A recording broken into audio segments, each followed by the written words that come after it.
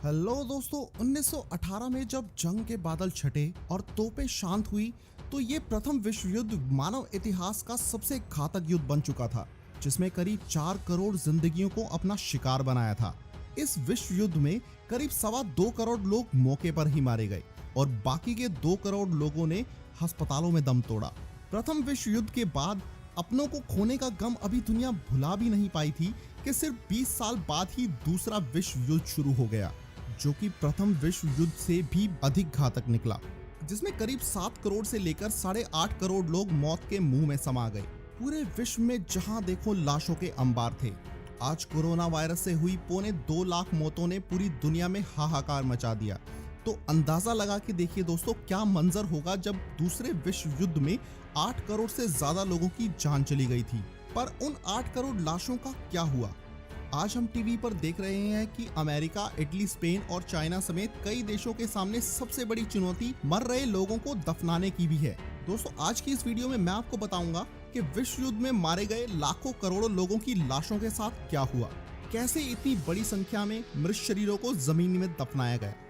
युद्ध खत्म होने के साथ ही पूरे विश्व में लाशों के अंबार एक बड़ी चुनौती के रूप में सामने आए।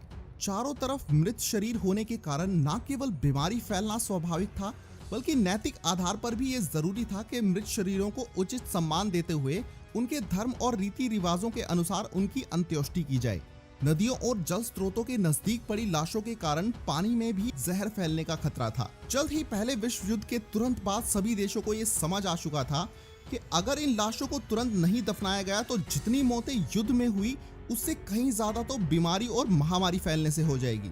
वर्ल्ड वार खत्म होते ही ज्यादातर देशों ने आसपास रहने वाले गांव के लोगों को डेड बॉडी हटाने का काम दिया और कभी कभार मिलिट्री की एक यूनिट गांव वालों की मदद के लिए आने लगी, जो कि केवल अपनी फौज के लोगों को ही चुनती और एक बड़ी कब्र खोदकर सबको उसमें दफना देती।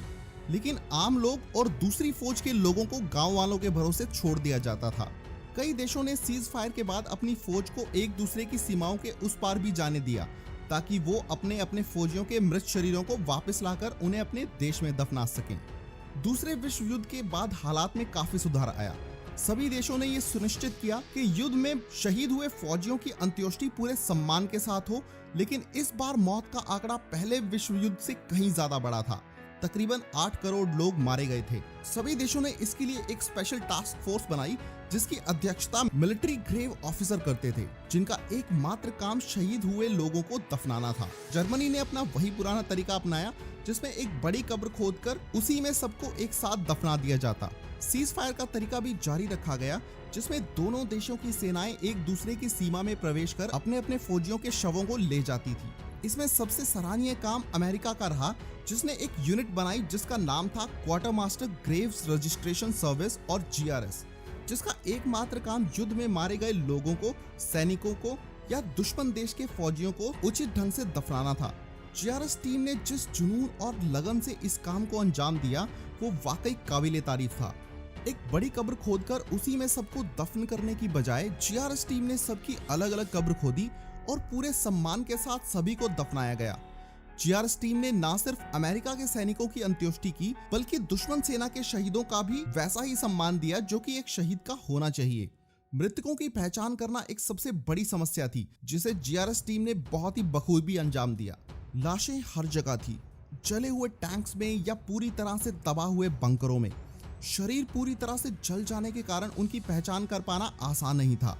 मृतकों के पास पाई जाने वाली हर उस चीज का इस्तेमाल किया गया जिससे उसकी पहचान की जा सके, जैसे कि हाथ में अंगूठी, गले की चैन, घड़ी, वर्दी, बिल्ला और तो और अगर किसी फौजी के हाथ पैर सलामत मिल जाते तो उसके फिंगरप्रिंट्स लिए जाते ताकि उसकी पहचान की जा सके।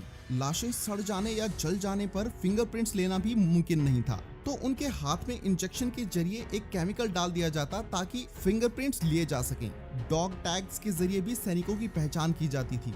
फिर ऐसे सारे सामान को इकट्ठा कर क्वार्टरमास्टर डिपो में भेजा जाता, जहां से इन सभी चीजों को मारे गए सैनिकों के रिश्तेदारों तक पहुंचाया जाता था। GRS सोल्जर्स वो सोल्जर्स थे जिन्होंने न सिर्फ अपने देश के सैनिकों के शवों को ढूंढकर उन्हें उचित ढंग से दफन किया, बल्कि दूसरे देशों में भी जाकर अपने सैनिकों के शवों को वापस अपने देश लाए।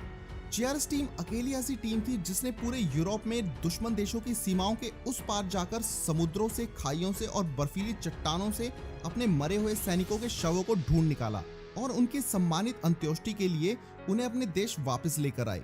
युद्ध खत्म होने के बाद जब सब लोग अपने अपने घर को वापस चले गए थे, तब ये जीआरएस टीम के सोल्जर ही थे जो युद्ध क्षेत्र में वापस जाकर मृतकों को एक उचित सम्मान देने में जुटे हुए थे।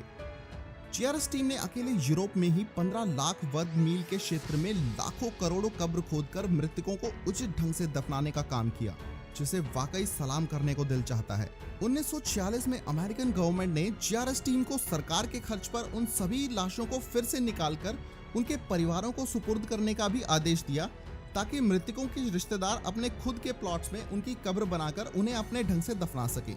इसमें पूरी 1,70,000 लाशों को फिर से निकाला गया और उनके परिवारों को सुपुर्द किया गया। इस पूरे प्रोजेक्ट में सरकार को $191 मिलियन यानी करीब 14 अरब 60 करोड़ रुपयों का खर्च आया।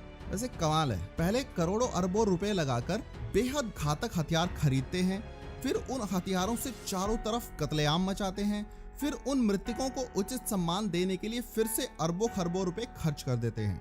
दोस्तों, आपको ये वीडियो कैसी लगी मुझे नीचे कमेंट्स में जरूर बताएं, और अगर इस वीडियो का पार्ट 2 चाहिए तो नीचे कमेंट्स में पार्ट 2 जरूर लिखें। ऐसे ही इंटरेस्टिंग वीडियोस को देखने के लिए फैक्ट्स फैक्ट्री चैनल को अभी सब्सक्राइब करें।